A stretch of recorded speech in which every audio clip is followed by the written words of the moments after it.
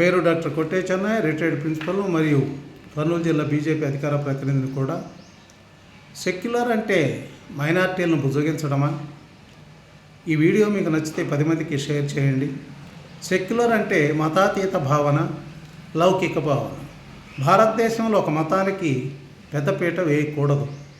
అన్ని మతాలు సమానమే. ఏ మతం పట్ల ప్రత్యేక శ్రద్ధ, పోషణ ఉండకూడదు అని రాజ్యాంగాన్ని 1976లో ఎమర్జెన్సీ సమయంలో ఇందిరాగాంధీ గారు 42వ రాజ్యాంగ సవరణ ద్వారా రాజ్యాంగ పీఠికనే మారుస్తూ అందులో సోషలిస్టిక్, సెక్యులర్ అనే పదాలను చేర్చడం జరిగింది. ఇది 100% ఆనాడు ఇందిరాగాంధీ అధికారాన్ని నిలుపుకోవడానికి చేసిన స్వార్థపూరితమైనటువంటి చర్య. ఈ పదాలను 1946లో రాజ్యాంగం రాసేటప్పుడు ప్రస్తావిస్తే డాక్టర్ బిఆర్ అంబేద్కర్ గారు నిర్బంధంగా తిరస్కరించారు. మన దేశం మత ప్రాతిపదికన విడిపోయేటప్పుడు ఈ పదాలు ఎందుకు అన్నారు. ముస్లింలకు ఒక దేశం ఇస్తున్నందున ఇక్కడ చివరి ముస్లిము పాకిస్తాన్కి వెళ్ళాలి, అక్కడి చివరి హిందూ భారతదేశానికి రావాలి అని చెప్పడం జరిగింది. కానీ గాంధీ, నెహ్రూ గారులు వారి మాటలను లెక్క చేయకుండా త్రోసిపుచ్చి ఎక్కడ ఇష్టం ఉన్న వాళ్ళు అక్కడ ఉండవచ్చు అని చెప్పేసి ఒక ప్రకటన చేయడంతో అంబేద్కర్ ఆశయానికి తూట్లు పడ్డాయి. దాంతో మనం ఈనాడు ఎన్ని సమస్యలు ఎదుర్కొంటున్నామో అందరూ గమనిస్తున్నారు.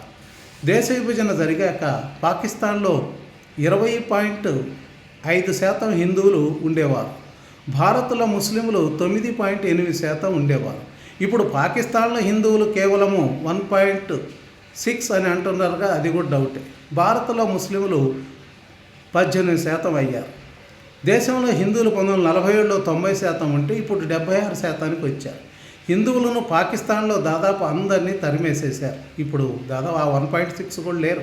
భారత్లో ముస్లింలు 9.8% నుంచి 18%కి పెరిగారు. అలాగే క్రిస్టియన్ల శాతం కూడా పెరుగుతూనే ఉంది. కానీ అది ముసుగులో పెరిగినట్టుగా పెరుగుతుంది. ఎందుకంటే చాలామంది దళితులు వాళ్ళు ఎస్సీ హోదాను దాచిపెట్టి క్రిస్టియన్ మతం పుచ్చుకున్న ఎస్సీ అని సర్టిఫికెట్లలో ఉంటుంది కాబట్టి వాళ్ళు అఫీషియల్ క్రిస్టియన్స్ కాదనమాట. కానీ దేశంలో కానీ రాష్ట్రంలో కానీ తగ్గిపోతున్న హిందువుల శాతాన్ని కేంద్ర ప్రభుత్వాలు కానీ రాష్ట్ర ప్రభుత్వాలు కానీ ఏమాత్రం పట్టించుకోవట్లేదు.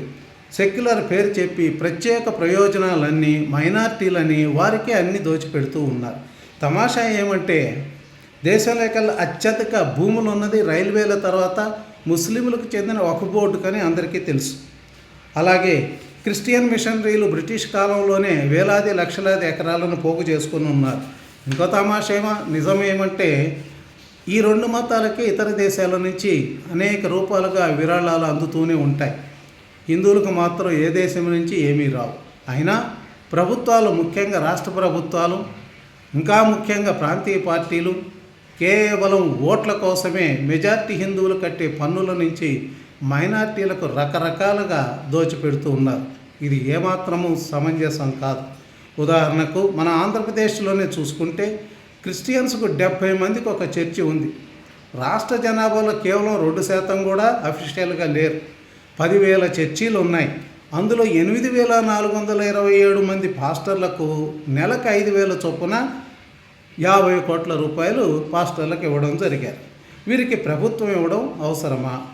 వారి చర్చీల ద్వారా ప్రభుత్వానికి ఏమన్నా ఆదాయం వస్తుందే? ప్రభుత్వానికి ఏమి అవసరం ఈ పాస్టర్లకు డబ్బులు ఇవ్వడము, డబ్బులు ఇచ్చి మరీ క్రిస్టియన్ మతాన్ని ప్రోత్సహించడము? రాజ్యాంగం చెప్పిన లౌకిక దేశము ఏ మతాన్ని ప్రోత్సహించకూడదు, న్యూట్రల్గా ఉండాలి. మరి జరుగుతుంది ఏంటి? అలాగే ముస్లింలకు వక్ఫ్ ద్వారా అతి ఎక్కువ భూములు ఉన్నాయని చెప్పుకున్నాం. రాష్ట్ర జనాభాలో దాదాపు వీరు 10% ఉన్నారు. 7,400 మసీదులు ఉన్నాయి. 363 మందికి ఒక మసీదు చొప్పునుంది. ఆ మసీదుల నుంచి ప్రభుత్వానికి ఏమన్నా ఆదాయం వస్తుందా? ఒక బోర్డు నుంచి కానీ మసీదుల నుంచి కానీ. మరి అలాంటప్పుడు ఇమాములకు నెలకు 10,000 అంట, మౌజంకు 5,000 అంట. ఈ విధంగా 90 కోట్ల రూపాయలు వాళ్ళకు పనిచేశారు పప్పుల బెల్లాల్లాగా. మళ్ళీ హజ్ యాత్రకు సబ్సిడీలు, క్రిస్టియన్స్కేమో జెరూసలేం యాత్రకు సబ్సిడీలు, ఇవన్నీ ఉంటాయి. ఇవన్నిటితో పాటు మామూలుగా పేదలకు అందేటటువంటి బెనిఫిట్స్ అన్నీ కూడా ఉచితాలు, సౌకర్యాలు, తల్లికి వందనము, ఇవన్నీ కూడా గ్యాస్ సిలిండర్లు, ఇవన్నీ కూడా మళ్ళీ అందుతూనే ఉంటాయి. ఈ సెక్యులర్ ప్రభుత్వానికి ఇవన్నీ చేయటము, ఈ మతాలను భుజాన వేసుకోవటం ఎంతవరకు న్యాయము?